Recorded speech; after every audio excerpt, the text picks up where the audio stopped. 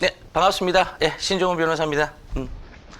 예, 올해 진짜 한 2년 만에 기본 강의 이제 시작해 보네요. 예, 주로 이제 사례 기록 강의 하다가, 저도 이제 새로 기본서를 좀 정비를 해서, 이제 기본 강의, 2학년, 3학년들 위해서 기본 강의 해야 되겠다 싶어서, 준비를 했습니다. 일단 책이 지금 편집 중에 있고요.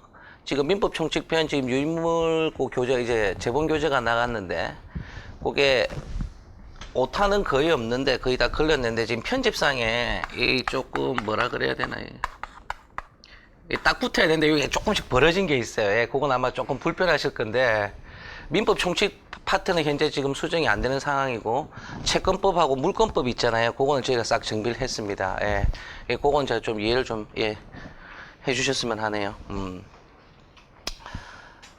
그 불편함이 조금 느껴지신다 하더라도, 너무 욕을 많이 하지는 마시고, 자, 그 다음 두 번째, 책은 현재 편집이 그 정도에 따라서 그거 한데, 우리 한 하루에 한 35페이지에서 한 40페이지 정도, 40페이지 정도 진도 나가면 될 것 같고요. 그 다음, 그러니까 오늘하고 내일은 시험은 없고요. 3일째부터는 시험이 있습니다. 답안지 꼭 써보시고 3일차부터 그러니까 답안지를 내시면 제가 3, 4는 제가 코멘트만 해드리고 5회, 10회, 15, 20회는 제가 채점도 해드릴 거예요. 채점도 해드릴 거고 웬만하면 답안지를 좀 써서 내셔야 되고 그리고 5시 40분까지 아마 오셔야 되죠. 그쵸? 1시간 하고 우리 그 다음 강평하고 그 다음 3시간 정도 수업 진행하고요. 뭐 아까도 뭐 농담처럼 말씀드렸지만 종합반 합격률은 제가 그냥 압도적이에요. 압도적으로 높은데 여러 가지 이유가 있습니다. 여러 가지 이유가 있는데 일단 양이 적다는 거 하나 하고요. 양이 적다는 거 다른 과목 안 잡아먹는다는 거 하나 하고 그 다음 사례 연습을 굉장히 많이 시킵니다. 종합반 과정에서 제가 제일 많이 쓰게 해요. 제일 많이 쓰게 해요. 학생들이 가장 많이 범하는 오류와 오해가 기본서를 내가 열심히 보면 사례 기록도 모두 마스터할 수 있지 않을까라는 오해를 하고 있는데 저도 공부를 해본 사람으로서 야 형이 다 해봤잖냐. 선택 사례 기록을 안 해봤겠어?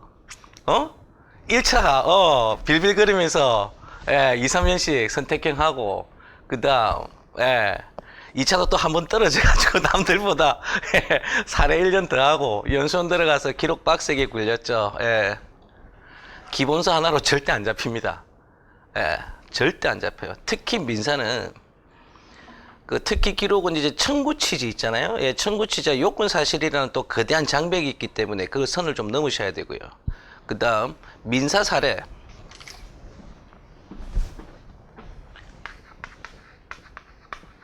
이 50점의 벽에 대해서 아마 굉장히 고민을 많이 하실 거예요. 자, 올해처럼 이제 쉬운 문제 10점에 판례 한 개 딱 나간 거예요. 판례 한 개 나왔어요.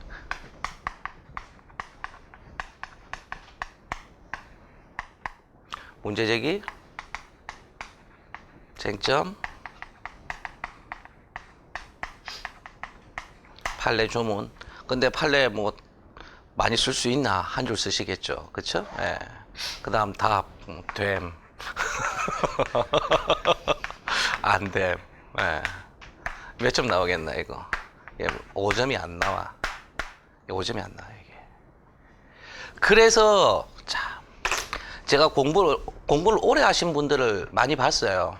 제가 처음부터 3학년들 강의를 시작을 했고, 이게 5점의 벽을 못 넘어 놓으니까 계속해서 두꺼운 책을 보려고 그래. 민사 사례 기록 있죠? 민사 특히 사례, 여러분 이거 250점인데 답을 정확히 맞출 수 있는 문제는 3분의 1을 넘어가기가 힘들어요. 문제가 조금 쉬우면 조금 더 맞출 수 있고 조금 어려우면 조금 밑으로 이제 내려오는 건데 답 자체를 맞춘다는 거는 불가능입니다. 아무리 쉬워도 답을 다 맞출 수는 없어요. 근데 학생들이 이게 자꾸 점수가 안 나오니까 양을 늘려가지고 답을 맞추려고 이제 접근을 한단 말이지. 예. 그러면서 선택형에 자꾸 힘을 주려고 하고. 근데 그게 실패하는 가장 큰 지름길이에요, 그게. 그렇게 하시면 안 되고, 양을 좀 줄여가지고, 장악도를 높여야 되고요. 그 다음 반복을 해야 되면서, 예. 이런 문제,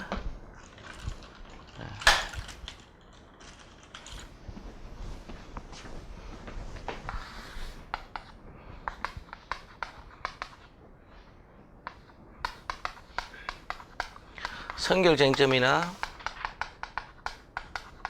부가쟁점 하나씩 밀어서 답안지 쓰셔야 되는 거예요. 여기서 1점씩 딱 더 받는 겁니다. 그렇게 해서 몇 점이 되느냐? 6점이 모여요. 6점이 모이면 요게 60점이 되는 거예요. 제 그 홈페이지 가면 작년에 제 종합반 합격생들 성적표 한 20개 정도 제가 추려놔가지고 올려놓은 게 있습니다. 그게 교수의 그게 공지사항 쪽에 있습니다. 그러면 점수, 작년 성적표하고 이렇게 이제 비교해 놓은 게 있어요. 민사실체법의 지식을 많이 올려가지고 답을 맞추겠다? 이건 솔직히 좀 불가능하고요. 예, 불가능하고. 여러분, 1년 동안 민법 많이 해봤자 얼마나 하겠어? 어? 예. 실제로 4개월 넘기기 힘들어요. 4개월 안에 뭐 다 해야 되나? 예, 선사기 다 해야 되는데, 자. 그래서 여러분들이 접근할 때, 양을 늘려가지고 양으로 조직했다는 생각이 있잖아요. 그거는 굉장히 실패 확률이 높습니다. 굉장히 실패 확률이 높고요. 그 다음에, 두꺼운 기본, 그러면 지금 이제 대부분 이제 3학년들이잖아. 계속 이제 주위의 선배들하고 합격한 친구들 뭐 이렇게 계속 물어봐. 뭘 봤냐, 계속 물어봐요. 그래서 이제 나오는 결론들이 쭉 있는데 고득점 했던 사람들 보면 두꺼운 책 봐요. 그건 맞아요. 근데 그걸 언제부터 시작했느냐? 일찍 시작했어요. 일찍 시작. 그러니까 1학년 말부터 해가지고 2년간 준비한 경우는 그건 고득점이 나오고 두꺼운 책 보는 게 맞아요. 예. 그런데 지금 내가 좀 정리된 책이 없다. 상황이 좀 만만치가 않다. 그러면 좀 얇은 책 갖고 가시는 게 맞을 것 같습니다. 그리고 시험은 합격 있고 뭐가 있다? 성적이 있습니다. 합격 있고 성적이 있는 거예요. 그리고 이 정도 해가지고도 민사 사례 기록 300점까지는 충분히 다 나와요. 60점은 별로 어려운 게 아니야. 60점을 넘는 게 어려운 거지. 예, 60점까지 받으면 전혀 문제 없어요. 그 300점 정도는 뭐 민사 사례 기록 가지고 사례 기록 300점. 작년까지만 해도 기본 수업 시였어요. 재작년 전부 다. 예, 제 트랙 학생들. 예, 전혀 문제 없으니까 책 얇은 거 있잖아요. 그죠? 예, 얇고 두꺼운 거는 여러분들이 지사 선택할 문제인데 되도록이면은 조금 얇게, 예, 얇은 책으로 갖고 가시는 게 조금 전략적으로 유리하지 않을까 싶고요. 그 다음에 기본서 하나로 모든 걸 다 조직했다는 생각이 있잖아요. 그게 제일 무모한 생각입니다.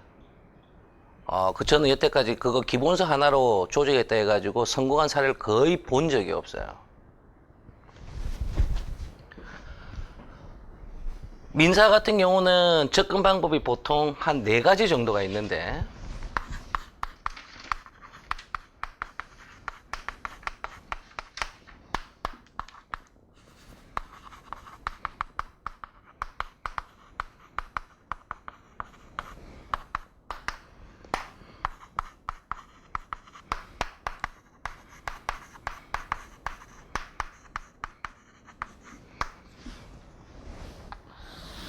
네 가지죠. 예, 보통 여기서 안 벗어나요. 예. 예, 보통 이 고득점 테크고요. 기본서 두꺼운 거 가면서 선상의 문제집 다 보고 거기 있는 내용을 기본서에 다시 정리해 놓는 거예요. 예. 대부분의 학생들, 예, 대부분의 학생들이죠. 아마 제가 생각할 때 한 50에서 60% 이상이 아마, 예, 이걸로 갈 것 같고요. 그러니까 뭐야? 가장 검증된 방법인 거야, 이게. 예, 가장 검증된 방법이에요. 기본서 하나만 갖고 간다? 이건 사신오장들 아니면 힘들어요. 예, 사신오장들 아니면 힘든 거고, 시간이 없어서 이거 하나만 갖고 간다. 예, 선상이 문제집을 제대로 확인하지 않는다. 그건 뭐, 사실상 시험 되기 어렵고요.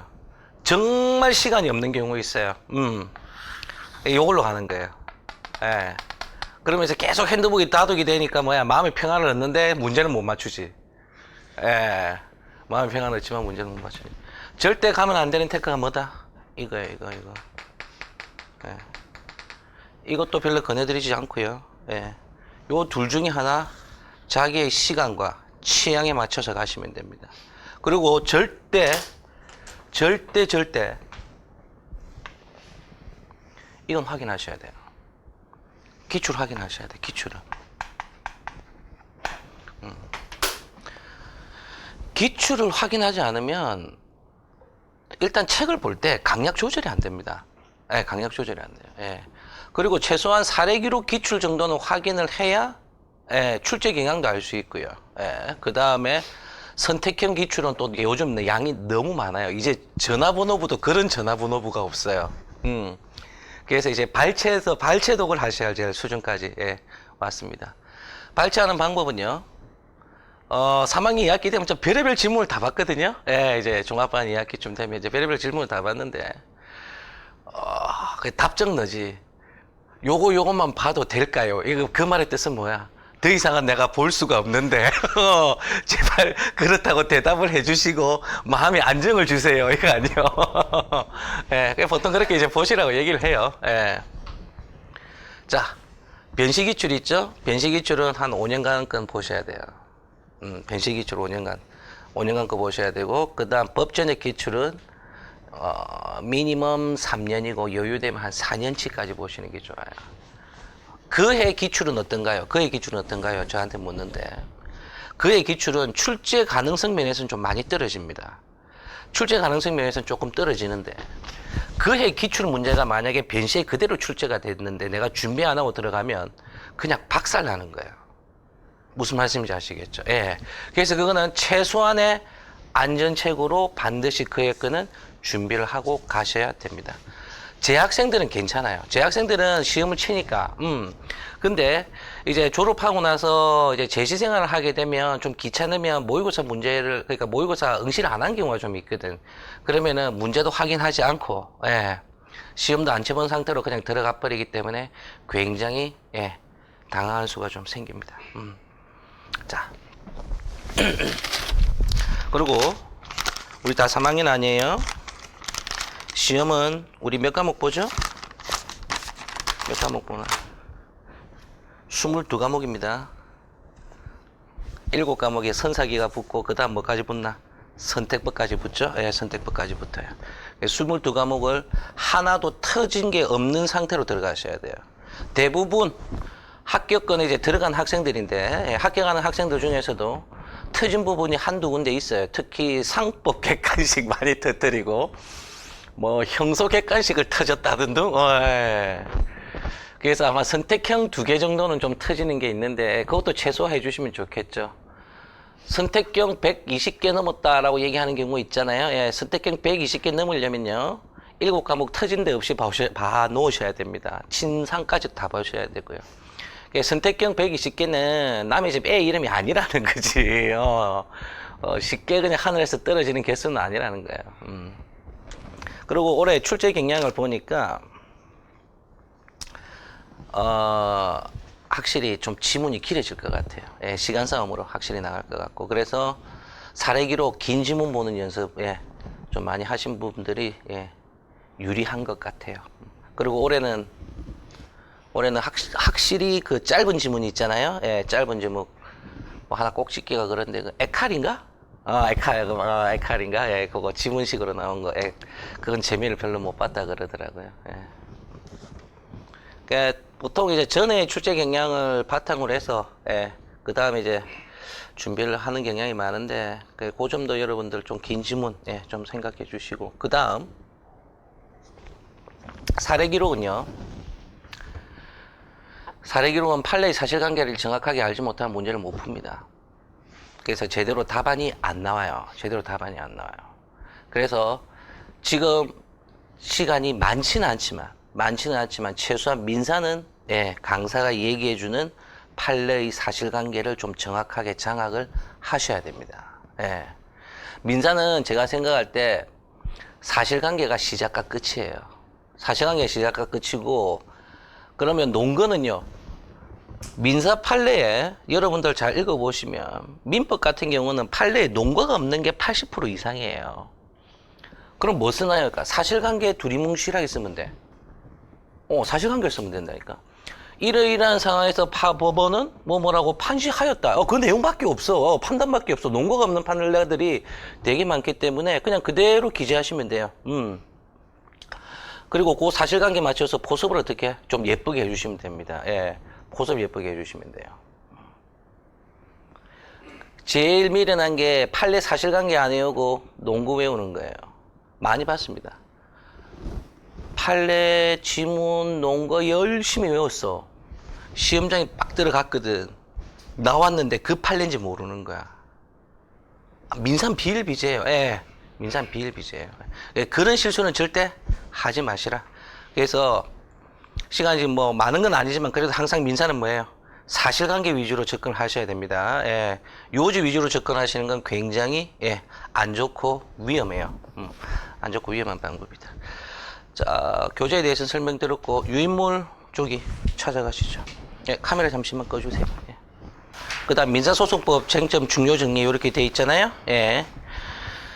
우리 그 20일 트랙인데 바쁩니다. 예, 책도 봐야 되고 민법도 봐야 되고 그 다음 답안지 연습도 해야 되고 하지만 민소를 넣어서는 안 되겠죠. 그렇죠? 예, 민소 넣어서는 안 돼요.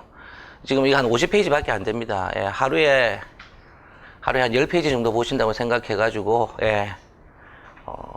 한 2번 정도는 요번 트랙 안에 끝을 낸다. 예, 그렇게 생각하시면 좋을 것 같아요.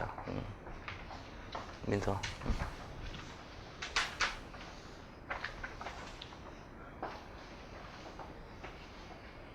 일단 제일 중요한 거 몇 가지 말씀드릴게요. 사례 문제 기술 방법 한번 말씀드리겠습니다. 사례 문제 기술 방법.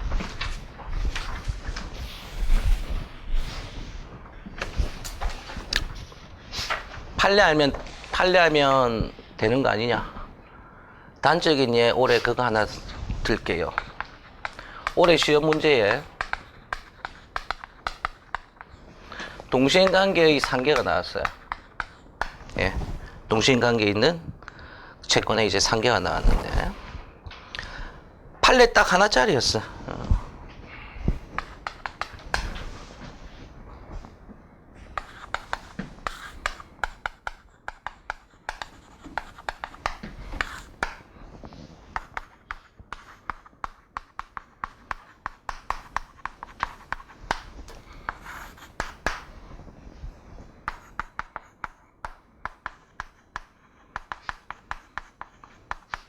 예, 판례는 부동영상 가압류 사안이었는데 변시에는 요걸 이제 건전한권 사안으로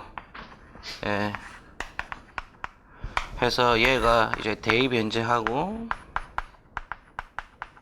대의 변제한 경우에 이 구상금 채권과 매매 대금 채권의 이제 동시행관계 이제 출제가 이제 됐습니다. 20점짜리 판례 20점 25점 나왔고.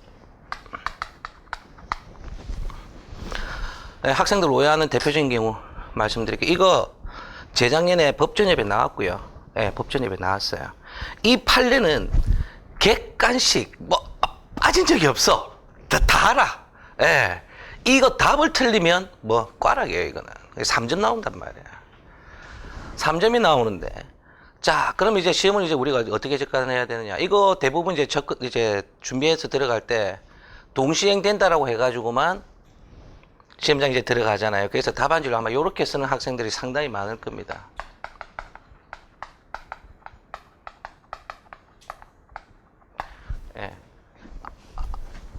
죄송합니다. 압류 주십니까? 상계 일반 요건에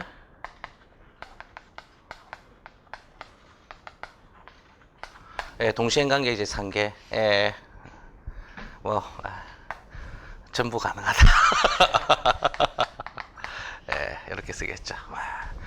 치고 나옵니다. 마음 한켠이 굉장히 불안하지만 난 답을 맞췄다고 생각을 하는 거예요. 근데 지나가는 애들 물어봐. 답을 틀린 애들은 없어. 답은 틀린 애들이 없단 말이야. 그러면 내가 5점이 안 나와요. 그러니까 25점이잖아. 이거는 12점이 안 나와. 이렇게 답안지를 쓰면 이거 10점짜리 답안이에요. 만약에 이게 답이 틀리면 몇 점 갈까? 10점 아래야. 자,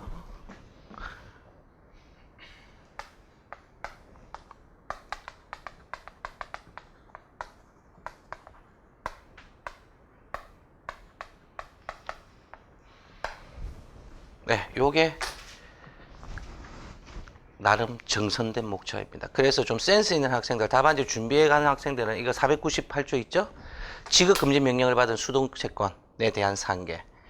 압류의 효력 발생 이전에 상계적상이 있었거나 압류의 효력 발생 이후에 상계적상에 있는 경우에는 최소한 자동채권의 변적이와 수동채권의 변적보다 먼저 도래해야 된다는 거죠. 예, 고팔래. 요거까지 쓰면 5.5점 나올 거예요. 요거 쓰면 6점인 거야. 자, 차라리 20점 문제에 판례 3개, 4개 밀어 넣은 문제는 오히려 답안지 쓰기가 좋아요. 채점하기도 좋아요. 판례 하나 5점이라 생각하면 됩니다. 그래서 결론 틀리는데 말는 해가지고 탁탁탁탁 추려가지고 이거는 예, 좋은데 이런 문제에서 여러분들 생각보다 뭐 배점 차이가 상당히 많이 나요. 그러니까 득점 차이가 상당히 많이 나요. 10점짜리 문제 아까도 말씀드렸지만 문제 제기에다가 판례 하나 딱 쓰잖아요. 예, 판례 하나 딱 쓰고 법조문 쓰면 진짜 딱 5점밖에 안 나. 여러분들 사례 문제집을 볼 때도 그렇고 판례를 볼 때도 그렇고 큰 판례들이 있잖아요. 큰 판례들은 내가 여기에 어떤 쟁점을 하나 더 밀어 넣을 것인가, 이 사실관계에서 어떤 쟁점을 하나 더 밀어 넣을 것인가를 가지고 항상 고민을 해 주셔야 돼. 요 1점이 쌓여서 뭐가 된다? 10점이 되는 거고 요게 60점을 만들어요. 이게 하기 싫으면 나 이거 안 하고 다른 걸로 60점 맞을래 하려면 여러분 학설 외우셔야 돼요. 그 더러운 학판검을 해야 돼. 학판검. 그게 이제 양자택일이지. 학판검으로 6점을 받을 것인가? 학판검으로 6점을 받을 것인가? 아니면 부가쟁점을 가볍게 언급하면서, 예, 좀 발빠른 답안이라 그래야 되나? 예, 경쾌한 답안을 써가지고 내가 6점을 만들 것인가? 그 다음, 이거는 이제 여러분들이 앞으로 이제 하나씩 고민을 해 나가셔야 될 문제고요. 두 번째, 시험 많이 쳐보셨을 건데, 민법 열심히 합니다. 민소도 꽤 하긴 하는데, 1문 점수가 안 나오는 학생들이 굉장히 많아요.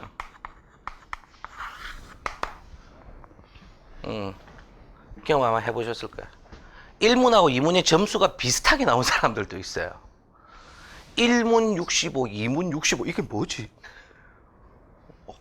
이게 많아. 오히려 많아. 그럼 아주 뭐 극단적인 예인데, 뭐 1문은 솔직히 그러니까 이제 150점 만점 아닙니까? 거기서 이제 마이너스 15점 까이면은, 75점, 60점이 되죠. 그쵸? 예, 60점.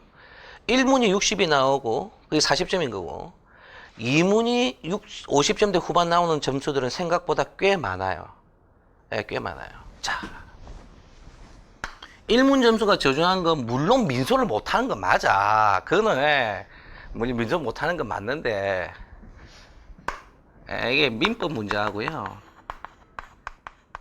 민소 구별을 못해서 그래요. 민법 민소 구별을 못해서. 출제가 분명히 출제자는 민소 문제를 냈단 말이야. 민소 문제를 냈고 내가 보기에도 민소 문제인데 뭐 자신이 없으니까 뭐로 쓰나? 민법 답안지 쓰는 거지. 민소 문제는 내가 민소라고 생각하잖아요. 그럼 무조건 민소 답안지를 써야 돼요. 민법 답안지를 쓰면 빵점이 나온단 말이야. 이런 실수 절대 하시면 안 돼. 특히 일문에서.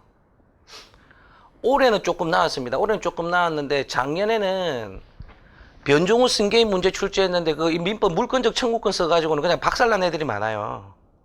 네, 그런 실수 절대 하시면 안 돼요. 그 다음 1문은 민소 배점이 통상 한 80에서 한 90 정도, 90까지 잘 나가고 보통 한 80점 정도 되는데 여러분들 보시기에 생각보다 민소 쟁점이 작을 거예요. 그래서 어떻게든 내가 민소 쟁점을 찾으면 어떻게 해야 된다? 민소 쟁점으로 답안지를 채워 나가셔야 되는 거예요.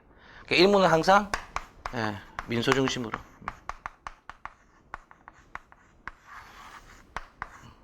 그 다음 뭐 2문은 민법하고 예, 집행이 섞여서 나오죠. 예. 민법 집행이 섞여서 나온다.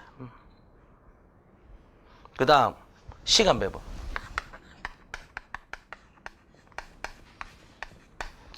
정말 안 고쳐지는 버릇인데요. 정말 안 고쳐지는 버릇인데, 올해 민사는 문제가 쉬워가지고 고민을 별로 안 했기 때문에 통백이 별로 없었어요. 사례는. 그런데 기록은 통백이 상당히 많았습니다. 꽤 까다로운 쟁점도 있었고, 쟁점도 까다로운 데다가 양식이까지 했으니까, 예. 어려운 양식이까지 들어갔죠. 예. 그러면 답안지를 일단 채워놔야 어때?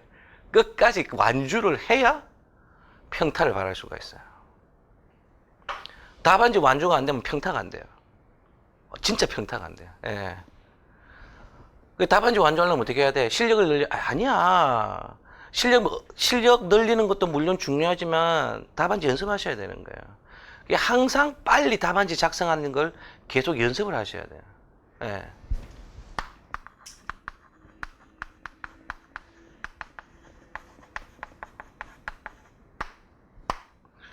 1문은 1시간 20분에서 한 25분 정도 여러분 할애하시면 되고요. 예, 1문은 1시간 20분에서 한 25분. 그 다음 2문은 여러분 예상과 달리 1시간 10분 이상 할애하셔야 됩니다. 예, 상법은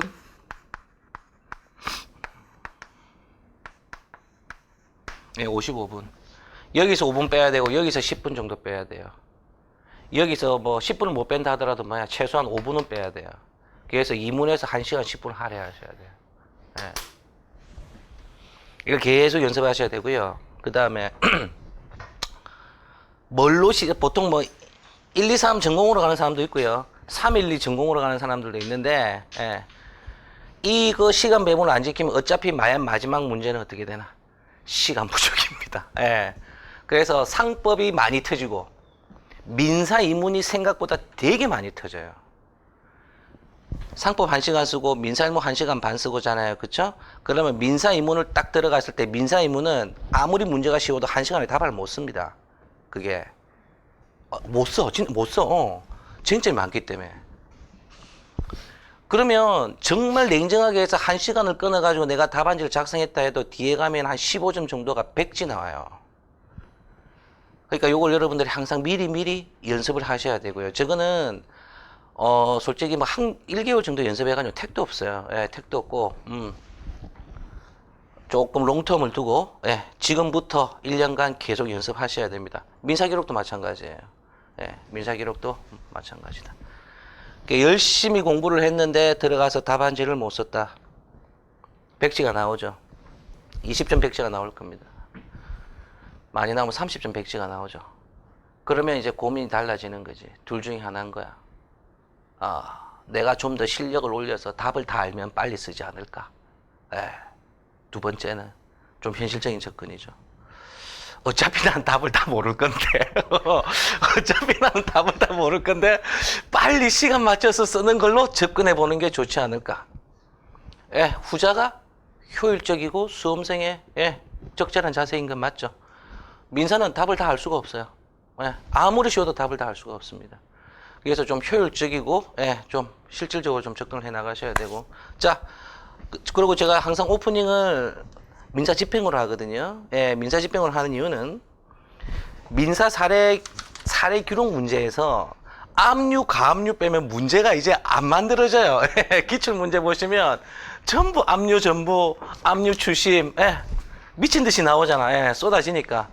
최소한 압류, 가압류, 추심 전부의 효력 발생 요건, 이 정도는 여러분들이 머리 안에 확실하게 넣어놔야 민사례 문제에서 고민하지 않습니다. 자, 민사집행법 개관 한번 보시죠. 이건 여러분 암기하고 있어야 돼요. 내용 다 암기하고 있어야 됩니다. 자, 개요 민사소송 절차는 원고가 자신의 채권을 보존하기 위한 보존처분 절차, 자신의 권리를 법원을 통하여 확정하는 본안소송 절차, 본안소송 판결 이후에 판결의 효력을 관철하기 위한 강제집행 절차로 이제 주로 나뉘고요. 그 다음에 본안소송 절차에 대한 실제법이 민법인 거고, 그 다음에 절차법이 민소법이겠죠. 그쵸? 자, 본안 소송, 보전 소송 절차, 민사집행법입니다. 소멸시효중단 채권량도 이제 상계법리, 예, 여기 아주 깊숙이 관련이 되어 있죠. 예. 자, 유형 가압류입니다. 금전 채권의 강제 집행 보전을 위한 보전 처분이죠. 동그라미 금전 채권 동그라미 하시고요. 가압류가 됐다는 건 무조건 청구 채권이 뭐다? 금전 채권인 거예요. 금전 채권. 예. 그리고 용어를 제대로 좀 구분을 안 하시는 분들이 조금 있던데, 답안지에 보면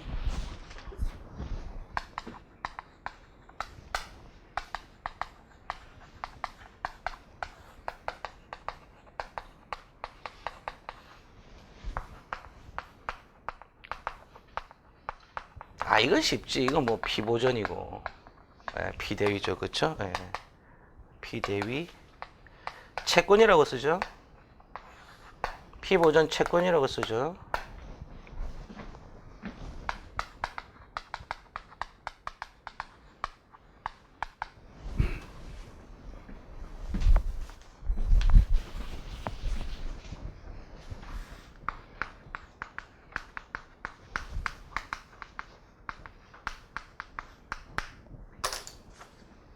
가압류 채권자가 가압류 채무자에 대하여 가지는 피보전 권리.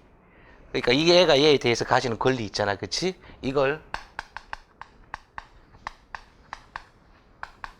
채권이라 안 합니다. 피보전 권리라고 해요. 판례 잘 읽어보시면 피보전 권리라고 명시적으로 딱 그렇게 되어 있어요.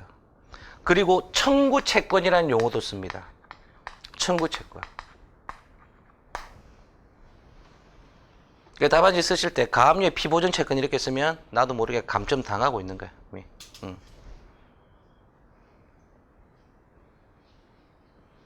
구별하시고, 그 다음 가처분.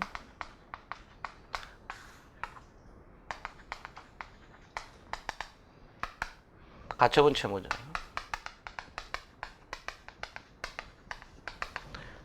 자, 일단 가압류 채권자하고 가압류 채무자가 있는데, 가압류의 피보전 권리는 only 금전 채권이에요. 가압류가 됐다는 건 청구 채권이 무조건 금전 채권이 깔려 있다는 전제가 있습니다. 가처분 채권자가 가처분 채권자, 가처분 채무자, 물론 이것도 뭐 피보전 권리, 청구 채권 용어는 다 똑같아요. 근데 처분금지 가처분 있죠? 예, 처분금지 가처분은 반드시 특정물이 돼야 돼요. 특정물 채권이에요.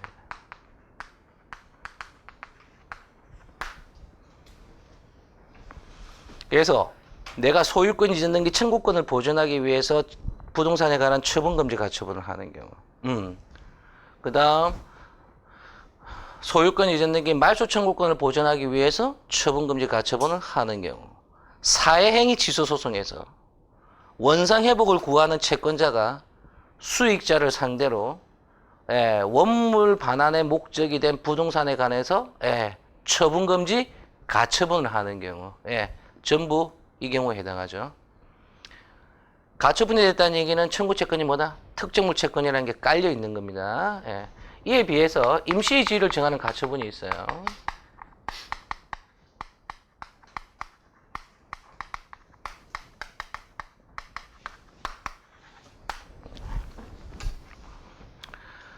이사 직무집행정지 가처분, 직무대행자 선임 가처분. 결국 적극적으로 권리관계 창설해 주는 거죠. 이건 보존의 필요성만 있으면 됩니다.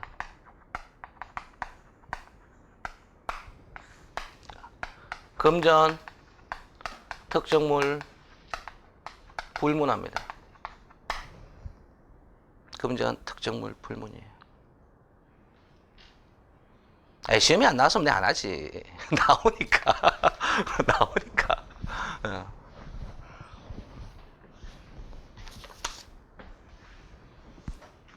이 경우 한번 볼까요?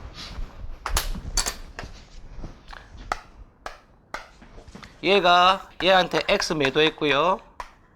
얘가 얘한테 다시 X 또 매도했어요. 미등기 전매 사안이에요. 그러면 채권자는 여기에 대해서 뭐 가지나? 소유등 가지겠네, 그치? 여기 소유등 가지겠죠, 그쵸? 예, 소유등 가져요.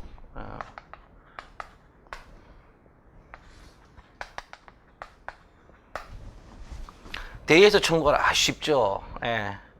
소유등 절차? 얘는 얘한테 소유등 절차. 보존 처분 뭐 할까? 가처분 해야 되겠네. 특정물이니까. 그쵸? 예. 특정물 가처분인데. 그러면 누가? 얘가 이제 신청해야 되겠네. 그쵸? 얘가 신청하면 얘가 채무자가 되겠죠. 그쵸? 얘가 신청인, 얘가 피신청인이 될 건데. 가처분의 청구채권이 뭘까? 가처분의 피보존 권리가 뭘까? 가처분의. 이 소유등일까? 이 소유등일까? 이게 가처분하면 이게 대위 가처분이거든. 예, 대위 가처분이에요. 대위 가처분을 하면 요 소유등이 뭐가 된다? 피대위 채권이면서 청구채권이 되는 거야. 예, 청구채권이 되는 거죠. 여기에 피대위 채권이 되면서 피보존 권리가 되는 거예요. 예, 제가 지금 말씀드린 거 다 시험에 나온 겁니다.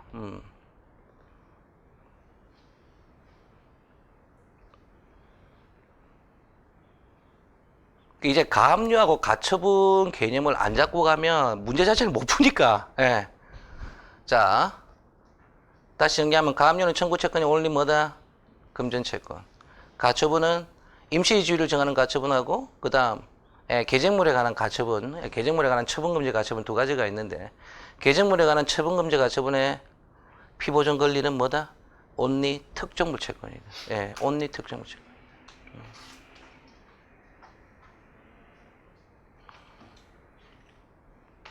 임시주의를 정하는 가처분은 특정물 채권, 금전채권 모두 다 가능하고 대의 가처분인 경우에는 답안지 쓰실 때 용어를 항상 구별해서 쓰셔야 됩니다.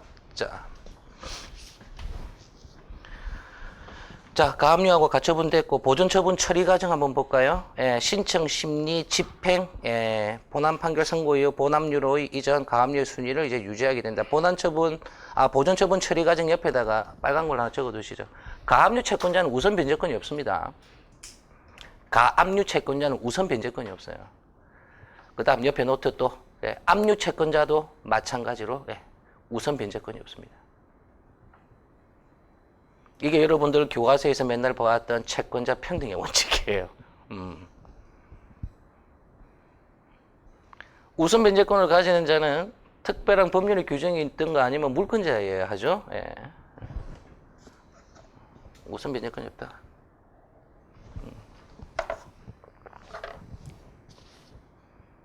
이 문제가 우리 물권법에서 또는 그 임대차에 있어서 배당 계산하는 문제로 항상 가압류를 넣어서 나오죠. 가압류를 넣어서 나옵니다. 자, 그 다음 구제 절차. 뭐 이의신청이고 가압류의 집행 방법을 한번 가볍게 볼게요. 부동산 가압류는 가압류에 기입 등기를 해야 됩니다. 그쵸? 그 다음 유형이 세 가지가 있는데 채권 가압류는 볼게요. 제3채무자에게 가압류 결정문이 송달돼야 됩니다. 채무자에게 송달될 필요는 없어요. 하지만 제3채무자에게 반드시 송달이 돼야 돼요. 실무에서는 제3채무자에게 먼저 결정문을 먼저 송달시킵니다. 실무에서는. 그래야 제3채무자가 송달이 됐다는 걸 확인을 하고 나서 누구 채무자한테 송달을 시키는 거예요. 안 그러면 이거 같이 발송해봐요. 그리고 피압류 채권이 예금 채권이라고 생각을 해봅시다. 예금 채권인데 같이 발송했는데 채무자가 먼저 받았어. 채무자가 먼저 받았으면 은행에 전화해 볼 거 아니야. 그 가압류 결정문 받았어요? 아니요. 그럼 뭐 바로 돈을 빼버리겠죠. 돈을 빼버립니다. 그래서 제3채무자부터 송달시킨다. 그리고 제3채무자의 송달이 효력 발생 요건이며 이때가 효력 발생 시기가 됩니다. 가압류 효력 발생 시기가. 그 다음 유체동산 가압류 동그라미 하시고요. 이것도 이제 변시 사례에서 이제 나왔던 문제인데 유체동산은 가압류 절차가 우리 일반 다른 그 채권 가압류하고 조금 달라요. 조금 다른데 요게 절차가 이렇게 돼요. 가압류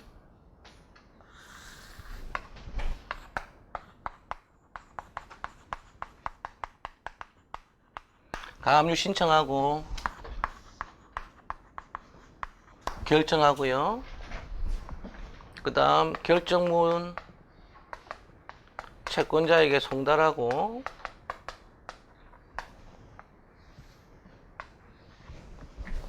그 다음에 집행관 선임하고 절차를 다 노트하실 필요는 없고 집행관 선임해서 현실적인 점유 이전이 있어야 돼요.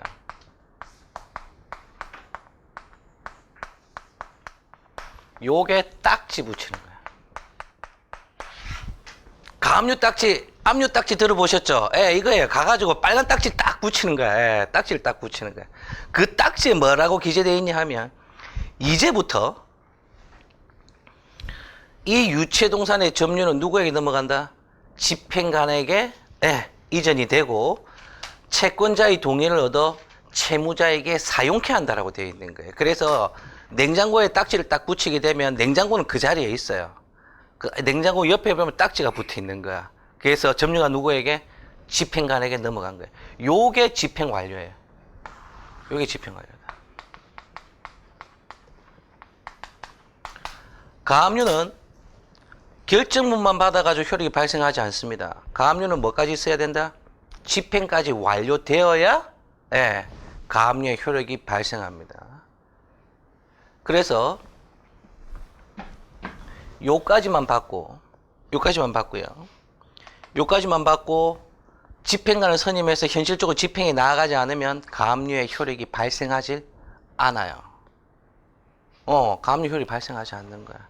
그래서 시효중단 효력이 없게 돼요. 여기 작년 변시에 나왔던 문제예요. 그러면 자, 집행이 안 된 경우가 하나 이제 생기는데,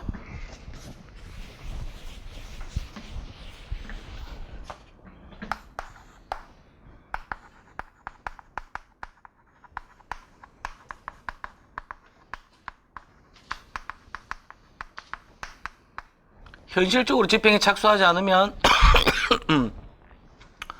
가압류 효력 발생 안 함.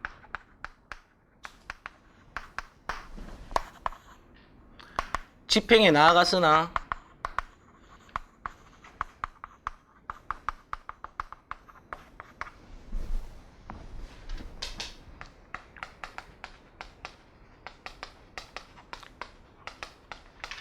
유체동산이 없어 집행불능조서가 작성됐어요.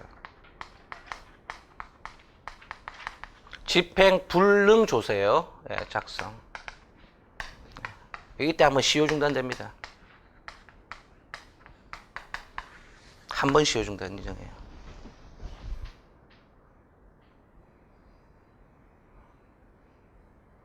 자, 그럼 우리 가압류의 효력과 소멸시효의 중단에 대해서 한번 볼까요?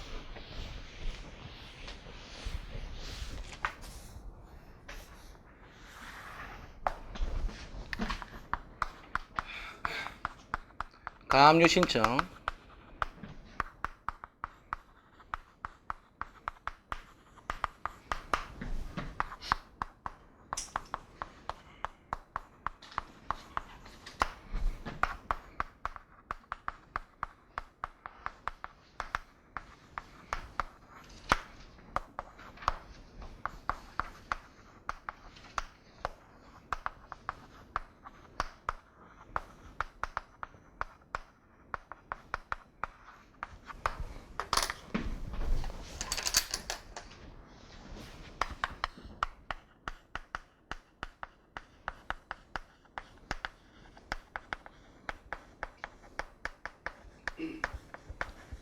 요게 가압류가 집행되는 게 가압류 효력 발생 요건이에요.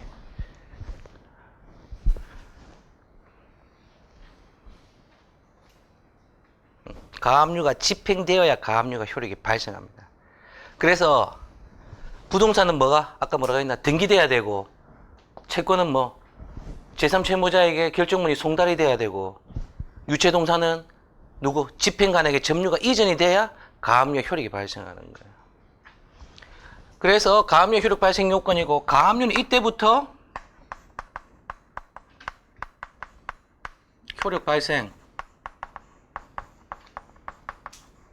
단 시효 중단의 시기는 신청치로 소급이죠.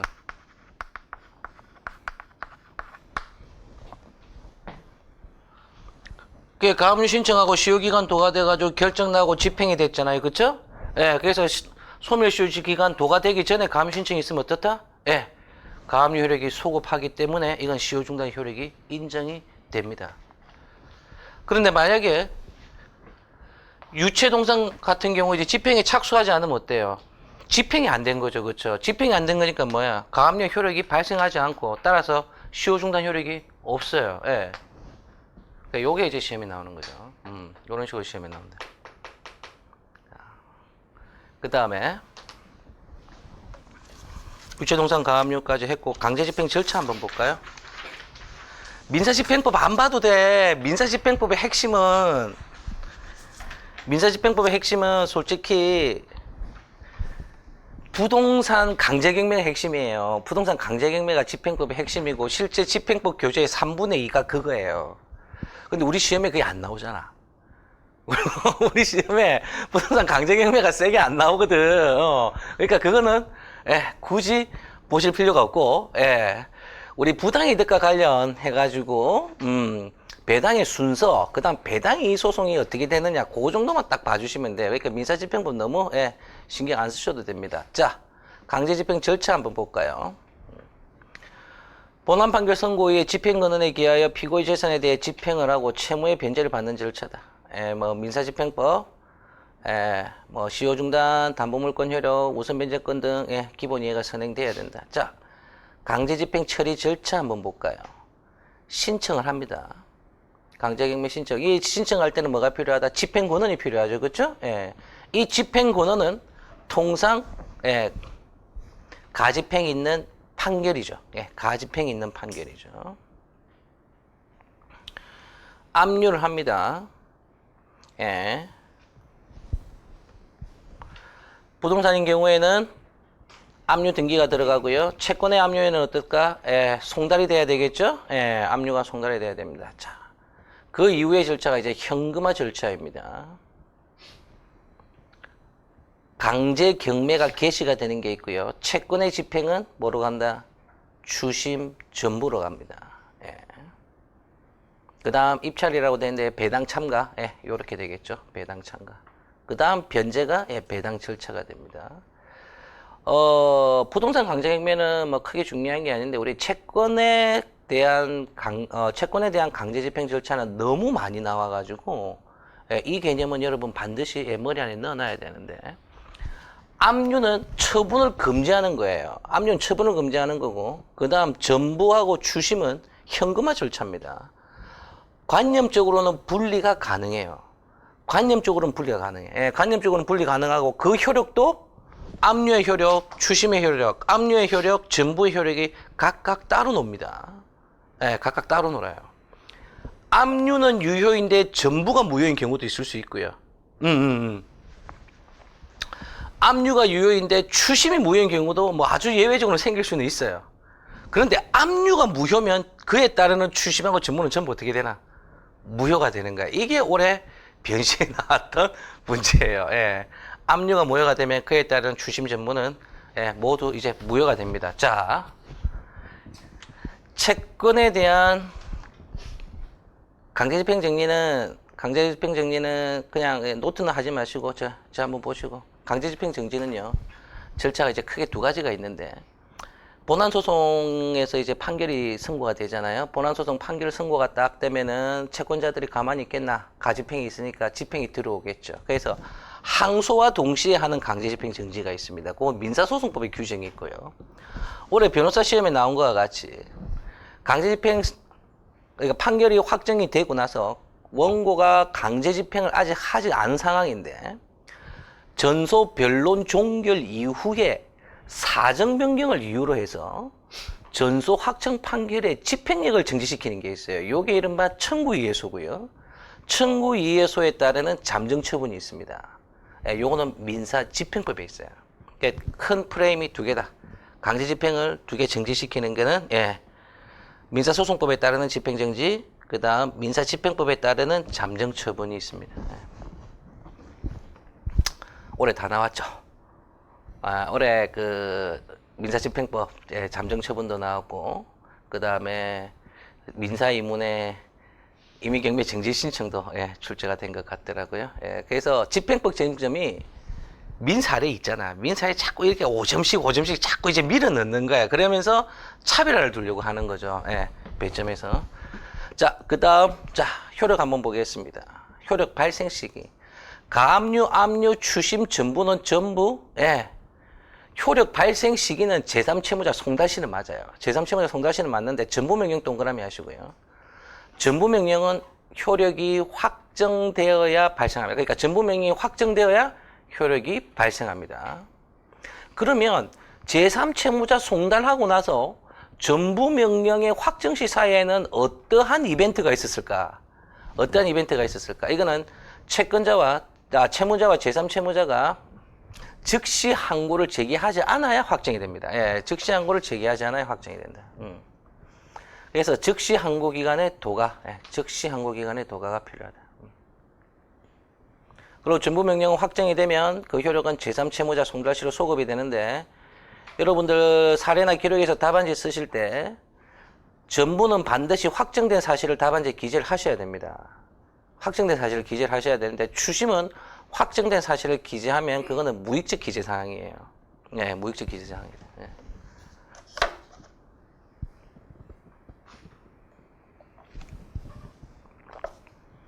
자, 하이라이트 전부 추심.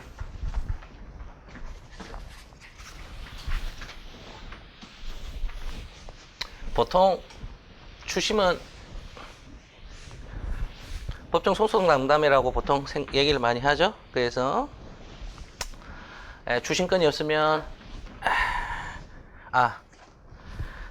추심권이 없다는 채무자의 채권에 대해서 채권자가 추심 명령을 받아가게 되면 채무자는 그 자기의 채권에 대한 이행 청구 소송을 제기할 당사자 적격이 없다. 적격이 없다. 보통 이렇게 해서 추심각하 전부기각으로 많이 암기를 하실 건데 한번 볼까요? 자.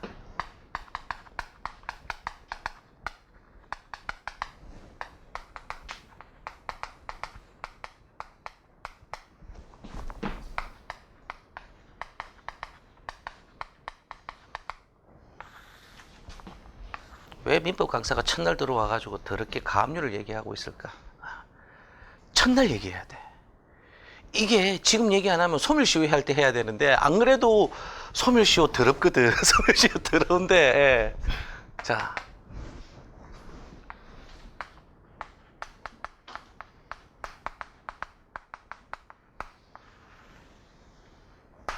추심은 돈을 받을 권한입니다. 돈을 받을 권한만 갖고 오는 거야. 채권은 어때? 그대로 여기 남아있고, 오로지 삥 뜯는 권한만 갖고 오는 거예요. 삥 뜯는 권한. 그러면, 자, 요거까지 왜 추심을 합니까? 대위도 있는데요. 대위하면 좋아요. 대위하면 좋지. 여기 채권 있고, 여기 채권 있는 거 다 똑같잖아. 그치? 대위를 하려면, 금전채권인 경우에, 금전채권 대위하게 되면 누구의 무자력이 증명돼야 되나? 채무자의 무자력이 증명돼야 되는데, 금전채권을 보존하기 위한 대위소송에서 채무자의 무자력 증명은 채권자 대위소송에서 채무자 무자력 증명하고 증명의 정도가 똑같아요. 쉬운 증명이 아니라는 거야. 그 증명은 채무자에게 적극재산이 얼마가 있고 소극재산도 얼마가 있는데 이거의 합산액이 마이너스입니다까지 증명을 해줘야 되니까, 대위소송에서 피보존채권을 금전채권으로 잡았다면 그건 거의 패소입니다. 실무적으로. 증명이 너무 어려우니까. 진짜 어려워. 채무자, 그 제3채무자 그냥 웃는다니까? 그래서 특정물 채권을 보존하기 위한 대위가 나온 거예요. 자, 대위가 쉬운 게 아니야. 시험에 자주 나와서 그런 거지. 그래서 이 대위를 하지 않기 위해서 어떻게 했다? 얘의 무자력 증명 필요 없이 바로 뭐야? 이 채권을, 행사할 수 있는 게 요게 추심 권한이고요. 추심은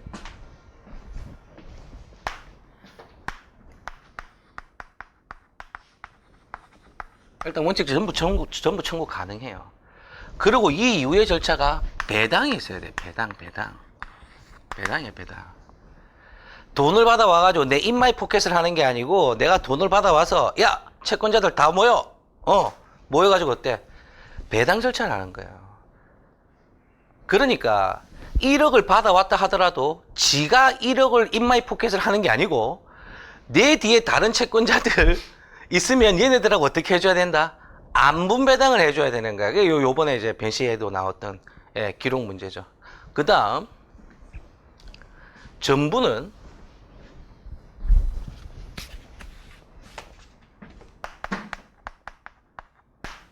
권리 이전 플러스 변제료가 생겨요. 어떻게 되느냐? 요 채권이 요렇게 양도되는 거예요. 양도. 요렇게 양도가 되면서 요 양도된 액수만큼 요 채권이 변제효과가 발생하는 거예요. 그러니까 전부가 되면 압류 채권자는 추심권이 날아가는 게 아니라 뭐가 날아간다? 아예 채권 자체가 상실되는 거예요. 양도했잖아. 채권 양도한 채권자하고 똑같은 거야. 그러니까 전부 이후에 압류 채무자가 얘 상대로 해가지고 소재기 하면은 청구는 어떻게 된다? 권리 없는 자의 청구가 돼서 기각이 나와야 돼. 그렇죠? 좋아요. 그러면 이 전부는 권리를 확정적으로 배타적으로 이전시켜주는 효과가 발생합니다. 그러니까 다른 채권자들하고 경합이 되면 될까 안 될까? 절대 안 되는 거예요. 이게 소위 압류의 경합으로 인한 전부 명령의 무효인데 피압류 채권이 1억이에요. 피압류가 1억이고 앞에 가압류가 5천이 가압류가 됐고요. 나머지 잔존금이 얼마? 5천 남아 있잖아요. 여기다가 6천 전부했을 때의 6천만 원 전부했을 때의 문제겠죠. 6천만 원을 전부를 하게 되면 남은 건 5천인데 뭐야? 이 1천만 원 얘 거를 삥을 뜯어와야 되잖아. 뺏어가야 되는데 이게 가능할까? 안 된단 말이지. 전부의 효력을 관철시킬 수가 없어요. 그 결국은 이 압류의 경합이 되면 뭐의 효력이 상실된다? 전부 명령의 효력이 상실되는 거야. 그래서 요거 꼭 기억하셔야 돼요. 압류의 경합이 되면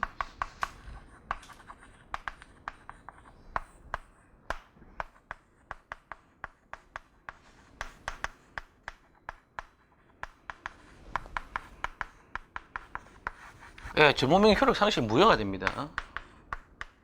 단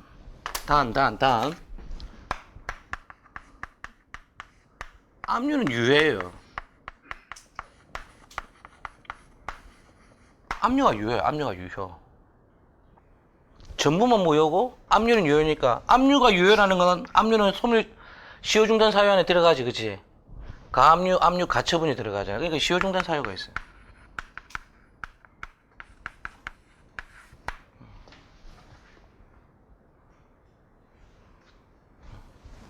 주심해 보면은 또 조금 천천히 하고. 자, 전부명령의 효력 한번 볼게요. 줄건 부분. 전부명령이 있게 되면 채권은 집행채권액과 집행비용을 한도로 하여 동일성을 가진 채로 채무자로부터 집행채권자에게 이전하고 집행채권은 전부된 채권의 금면의 범위에서 당연히 소멸한다. 이러한 권리 이전으로 인하여 압류채무자가 채권을 상실하게 되는 효과가 발생하고 따라서 집행채무자 이행청구는 기각된다. 전부명령의 실제법적 효력은 전부명령이 확정되면 제3채무자 송달시로 소급하여 발생되므로 확정된 전부명령에 의해 전부채권자가 취득하는 채권은 제3채무자에게 송달된 시점이 기준이 된다. 그래서 언제가 항상 기준이다? 제3채무자 송달시가 기준이 됩니다. 추심. 전부명령은 피압류 채권을 집행채무자로부터 집행채권자에게 이전시킨 이전료를 가지지만 추심명령은 실제법상 청구권은 집행채무자에 유복시키고 소송법상 관리권만 추심채권자에게 이전시키게 되면 추심채권자는 집행채무자의 제3자 법정 소송 담당의 관계에 있게 된다. 추심권한의 상실로 인하여 집행채무자 이행청구는 당사자 적격을 상실하게 된다. 권한이 없어진다.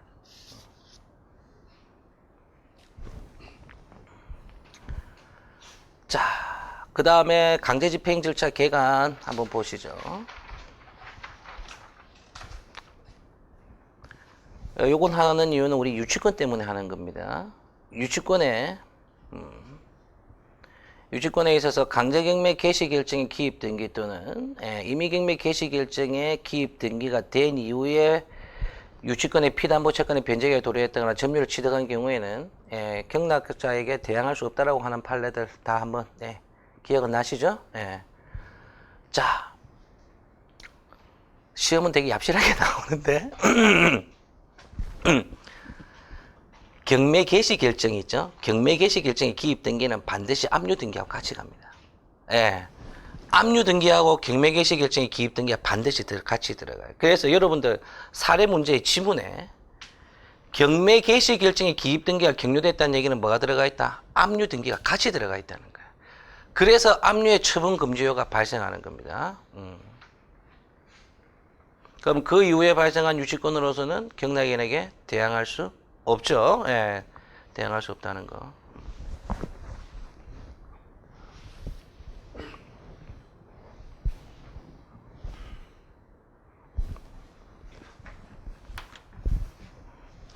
배당 요구 절차 한번 보시죠.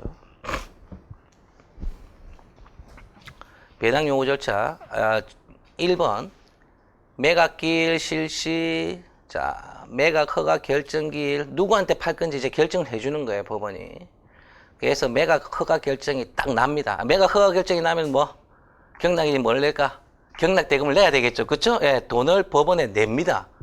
돈을 법원에 딱 내니까 이제 돈 들어왔다 나누자가 되는 거지. 이제 배당이 시작되는 건데, 이제 배당기일이 지정이 되고 이제 배당이 실시가 되는데, 자, 경락인이 돈을 딱 내니까 가압류 채권자, 건저당권자, 후순위 건저당권자, 임차인 한 4명이 이제 우르르 온 거예요. 저 건저당은 사회행위인데. 저 건저당은 사회행위인데. 저것만 없어지면 내 배당액이 올라갈 것 같은데. 그쵸? 이런 경우 있을 수 있겠죠? 봅시다. 1순위 건저당.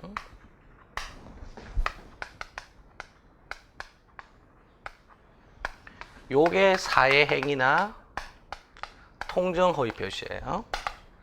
오케이? 3순위 우선변제권 있는 임차인.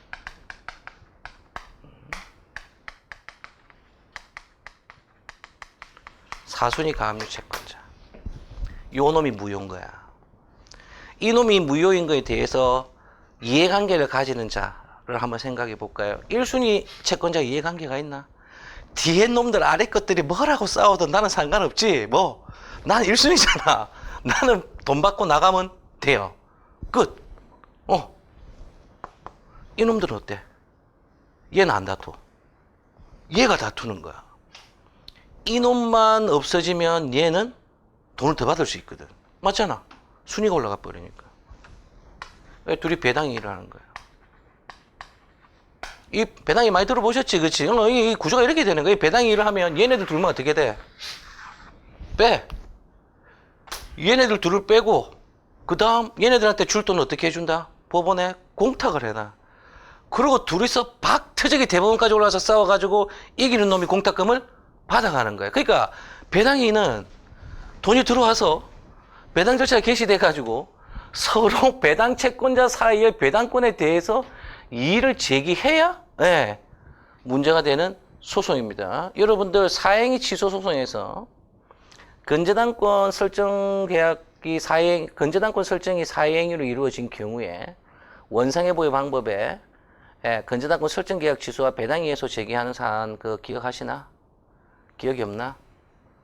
기억하고 싶지 않나? 사행위 또 한번 또 하도록 하겠습니다. 자, 그래서 여러분들 절차를 전부 장악하실 필요는 없어요. 배당이 요게 어떤 위치에 들어가 있다. 그 정도만 그 정도만 딱 보시면 됩니다. 자, 그 다음 청구이해소 한번 볼까요? 요번에 시험에도 나왔죠.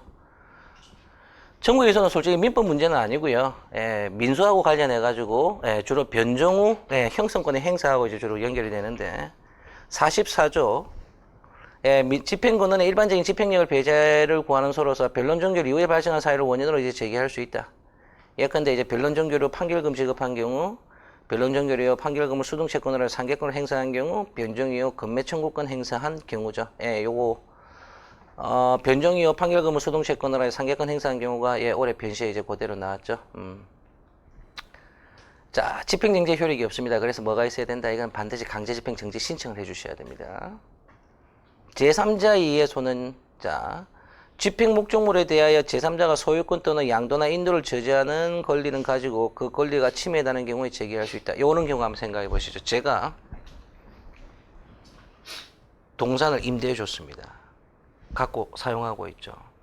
채권자예요. 이름이 안 적혀있는데 어떻게 알아? 예. 가가지고 유체동산 압류 다 하는 거예요. 그냥 유체동산 TV 붙이고 내가 빌려준 건 냉장고야. 예. TV 붙이고 냉장고 붙이고 전부 다 붙여서 집에 있는 거. 찾으러 가보니까 내가 빌려준 냉장고에 딱지가 붙여져 있는 거야. 이게 내 건데 채무자 소유의 물건이 아니면 강제경매를 개시할 수 있어 없다? 못해요. 이거 강제경매 개시하면 원칙적 경매 효력이 없습니다. 예, 무효가 돼요. 그럼 이와 같은 경우에 나는 그 냉장고에 대해서 인도 청구권 소유권을 갖고 있잖아. 그렇지? 그리고 이 강제 집행이 잘못됐습니다라고 주장하면서 제기할 수 있는 소가 뭐다? 이게 제3자 이해소예요. 예. 딱 요 정도만 예, 하시면 되고요. 자, 우리 민법 조금만 보고 예, 우리 8시부터 좀 쉴게요. 자. 예, 책은 상당히 쉽게 만들었고요. 예, 아까도 뭐 처음 말씀드렸지만 이 폰트 조정이 좀 잘못돼가지고 약간 거리감이 있는데 예, 그거는 예, 너그러이 좀 봐주셨으면 합니다. 예. 이 책은요 딱히 줄 걸 게 없어요. 줄 건 것만 줄인 거예요. 줄 건 것만 줄인 거야. 그래서 뭐 굳이 형광펜인 거 필요 없고 샤프 하나로 제가 동그라미 쳐라라는 거 있잖아요. 예, 그 정도만 이제 주로 체크하시면 될 것 같고요. 예. 이 책은 외우는 책입니다. 외우는 책이에요. 예. 사실관계를 강사한테 얘기를 듣고 예, 외우는 책이지 뭐 깊은 이해와 통독 이런 책이 아니에요. 이건 딱 타겟팅이 딱 뻔해. 예. 핸드북과 교과서의 딱 중간이에요. 핸드북과 교과서의 딱 중간이고 아까도 말씀드렸지만 사례 기록 판례는 최소한 3년 이상분을 다 담았고요. 변시법전협 다 담았고 선택형은 2번 이상 출제된 거 담았어요. 전부 다 담으면 양이 너무 많아져요. 이걸 양을 더 줄이려면 판례를 전부 지문처리를 해야 되거든요. 줄치를 해줘야 된단 말이에요. 한 줄치를 해줘야 돼. 근데 판례를 한 줄치를 해버리면 여러분들이 답안지에 쓸 게 없어요. 답안지에 쓸 게 없기 때문에 이게 판례 양을 조금 좀 쓸 건덕지라도 남기려다 보니까 이렇게 됐습니다. 자, 민법에 의 필요 없고 3페이지 관습법만 한번 가볍게 볼게요. 2번 관습법. 관습법이란 사회생활에서 반복적으로 행하여지는 관행이 사회 일반인의 법적 확신에 의해서 뒷받침됨으로써 규범력을 취득하는 것을 말한다. 관행 존재하여야 하고 뭐 법적 확신이 있어야 하고 국가적 승인은 원칙적 통설은 필요하지 않는다고 보고 있다. 자, 성립 시기는 통상 뭐 법원의 판결을 통해서 그 존재가 인정되는데 보통 성립 시기는 그 법적 확신을 얻었을 때 뭐 소급하여 뭐 행하여진다고 뭐 보고 있다. 그다음 4번 뭐 간섭법의 효력 1조하고 185조인데 이거 뭐 크게 신경 안 써도 되고요. 간섭법상 법정지상권 등 개별 물건들만 신경 써 주시면 됩니다. 자, 간섭법과 사실인 간섭 한번 보시죠. 참 의미 없는 논쟁이긴 한데 노트 좀 하실까요? 간섭법은 법률의 적용 문제이다. 간섭법은 법률의 적용 문제이다. 사실인 간섭은 의사표시의 해석 기준이다. 통상 이제 각 교수님 견해이긴 한데 그럼 의사표시 해석의 기준이 되는 게 그럼 법률의 적용이 아니냐라는 순환론으로 다시 돌아오게 됩니다. 다시 돌아오게 되고 자 차이점만 가볍게 한번 보겠습니다. 예, 관습법은 법적 확신이는 당연히 법률이고요. 사실인 관습은 예, 관행이고 아직 법률에까지는 예, 이르지 않은 것이죠. 증명책임과 관련해서 관습법은 법률이기 때문에 직권조사사항이 됩니다. 예, 직권조사사항. 사실인 관습은 관습의 존재를 예, 주장하는 자가 예, 주장 증명해 주어야 합니다. 예, 일종의 경험칙으로 보고 있다. 그 다음 3번에 기타에 보면 조리, 예, 조리의 법원성은 이거 통설과 판례, 조리의 법원성은 당연히 인정이 되죠. 그렇죠? 예, 조리는 예, 법원성을 인정하고 판례는 조리에 따라서 예, 판결한 경우도 많고요. 판례는 어떻습니까? 예, 판례는 법원성이 예, 없다고 보고 있죠. 판례는 법원성이 없다. 기속력과는 뭐 구별해 줘야 되고. 자, 그다음 5페이지. 민법 해석의 기술, 뭐 물리 해석, 논리 해석, 뭐 축소, 유추, 반대, 연역, 목적론죠. 자, 때에 대한 효력, 뭐 소급표. 권리무부터 보겠습니다.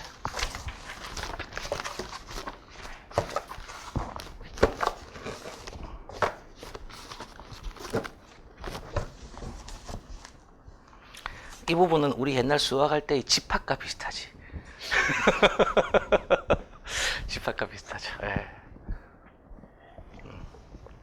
자, 호의관계 한번 보시죠. 2번. 예, 사회적 예의나 호의에 기초한 무상의 이익을 주고받는 관계를 예, 호의관계라고 한다.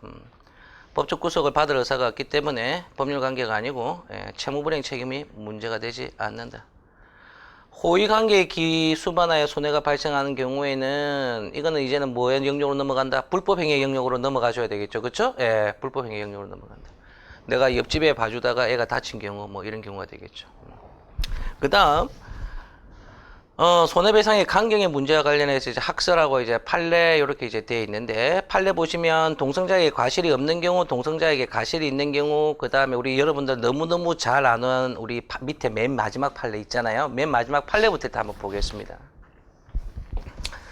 차량의 운전자가 아무런 대가를 받지 아니하고 동성자의 편의와 이익을 동성을 허락하고 동성자도 그 자신의 편의와 이익을 위해 그 제공을 받은 경우 목적, 동성자와 운행자 인적관계, 동성경위 등을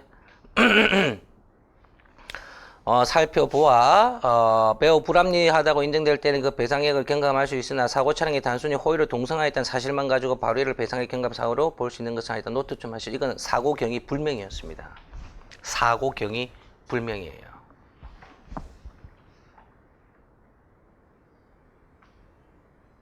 이 당해 판례가 사고 경위 불명사예요. 어떤 거였냐면 이때 블랙박스도 없었어. 야, 블랙박스 있으면 다 알겠지. 블랙박스 이제 교통사고 나가지고 운전자하고 옆에 동성자가 다 죽었어요. 차를 열어보니까 안에 술 냄새가 진동을 해요. 그거 뭐야? 뻔하지. 음주운전에 같이 탄 거고.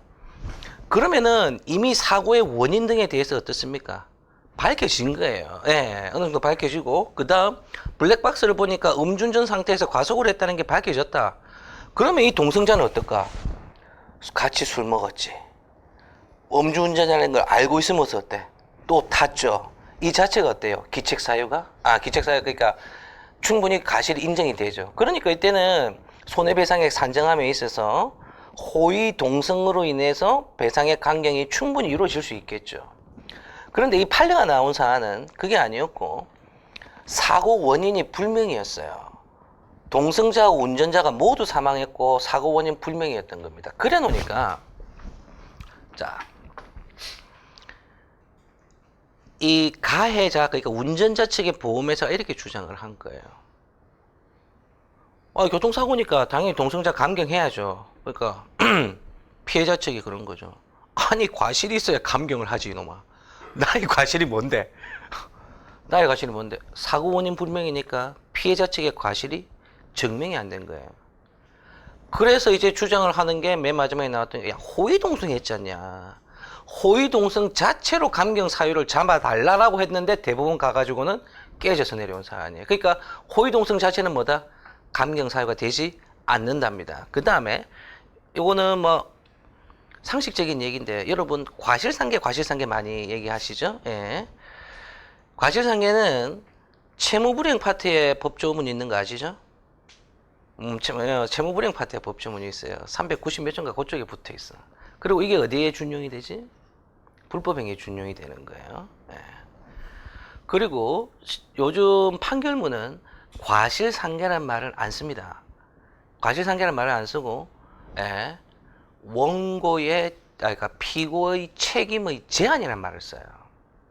책임의 제한이라는 말을 써요. 그러니까 원고의 가실이 30%잖아요. 그러면 원고 가실 30% 감안 이렇게 안 쓰고 피고의 책임을 70%로 제한한다. 예, 이렇게 예, 판결문이 주로 나옵니다. 그래서 과실상계나 피고의 책임 제한은 모두 동일한 용어다. 예, 모두 동일한 용어다. 자, 권리와 의무.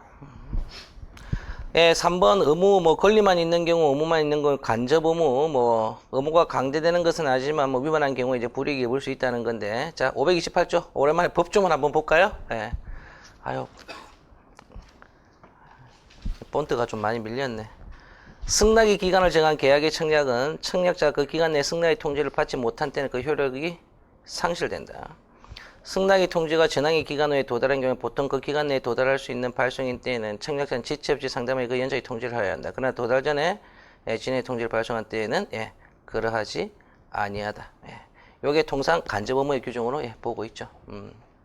자, 권리의 종류 한번 보겠습니다. 뭐 재산권, 인격권, 뭐 가족권.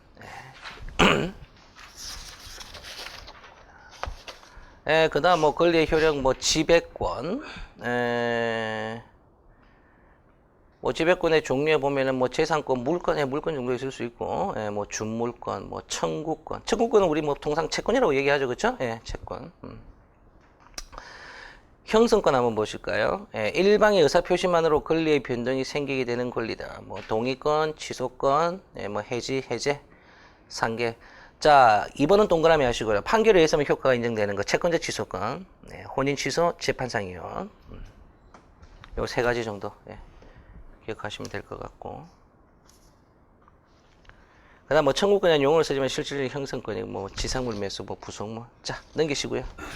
9페이지. 항변권 한번 가볍게 봅시다. 막 이런 거 하다가 막 이런 거 보다가 항변권. 우리 오늘 극단을 치닫는데. 자, 항변권 종류. 연기적 항변권하고 영구적 항변권이 있죠. 연기적 항변권 이제 동시행의 항변권, 그다음 최고 금액의 항변권, 그다음에 영구적 항변권은 보통 한정 승인 얘기 많이 하죠. 자, 가볍게 한번 보는데 우리 동시행 항변권 위에다 노트 좀 하시죠. 권리 항변이죠. 권리 항변이다. 주장이 있어야 검토한다.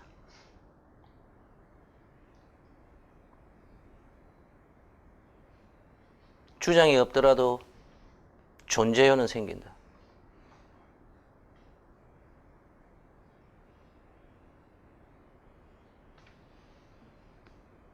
이 말의 의미는 뭐냐면요. 원고가 청구를 했고요. 피고가 동시행 항변권을 행사하지 않았습니다. 동시행 항변권을 행사하지 않았다면 법원은 동시행 항변이었기 때문에 상한급부 판결을 할 수가 없다는 의미예요. 이게 이른바 권리 항변이고요. 두 번째, 원고가 지연 손해금을 청구했습니다.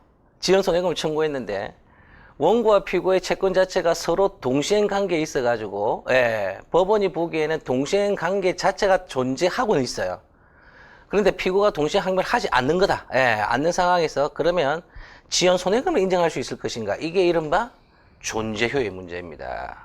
그래서 법원은 동시행 관계가 인정되는 한 존재효 때문에 지연 손해금에 인정을 해줄 수가 없어요. 그래서 지연 손해금 부분은 기각이 나옵니다. 이게 권리 항변. 그리고 이 동시행 항변 외에 대표적인 권리 항변이 소멸시효 항변입니다. 그래서 소멸시효 항변은 반드시 채무자가 그 권리 항변을 해줘야 되는 게 원칙이에요. 채무자가 항변을 해줘야 된다. 그래서 이 소멸시효 항변이 권리 항변이라는 특징이 있기 때문에 우리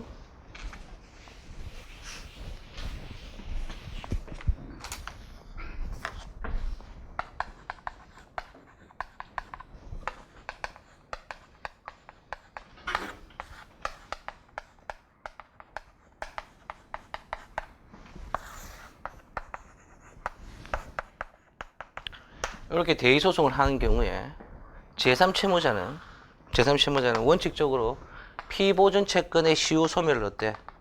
주장할 수 없다 그러죠. 이빨리 기억하시죠? 그렇죠? 이게 왜 그러냐면 채무자가 행사해야 하는 권리 항변으로 보기 때문이에요. 그래서 권리 항변은 법원이 상당히 좀 좁게 보고 있고요. 인정하는 게 동시에 항변권하고 소멸시효 항변. 네, 요 두 개 정도. 자, 그다음 영구적 항변의 한정 승인인데 이건 주문이 그렇게 나옵니다. 상속 재산의 범위 내에서 이행하라라고 나옵니다. 예, 상속 재산의 범위 내에서 이행하라고 주문이 나옵니다.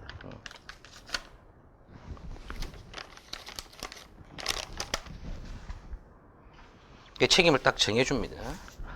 자, 뭐 권리 상호간의 순위, 뭐 물권 상호간에는 먼저 성립한 게 우선한 게 원칙인데 제한 물권하고 소유권이 충돌한 경우에는 당연히 제한 물권 우선하겠죠. 채권 소유권하고 근저당권 생각해 보면 어떻습니까? 근저당권 당연히 우선하겠죠. 채권 상호간에는 선행주의, 채권자 평등의 원칙이 되는데 옆에 노트 좀 하시죠. 예. 안분배당 원칙입니다. 안분배당은 채권액에 비례해서 배당한다는 거겠죠. 예. 그리고 아까도 말씀드렸지만 가압류 채권자, 압류 채권자는 우선 변제권이 없습니다. 가압류 채권자, 압류 채권자는 우선 변제권이 없다.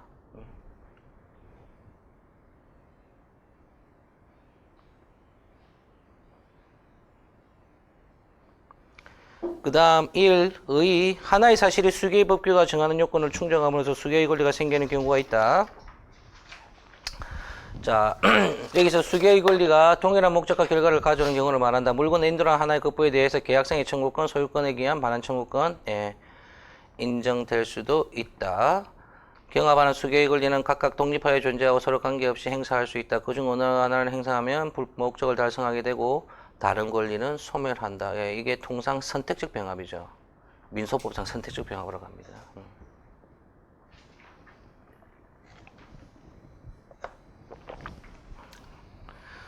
법 적용은 일반법하고 특별법인 거고요. 자, 우리 10분만 쉬고 진행하도록 하겠습니다.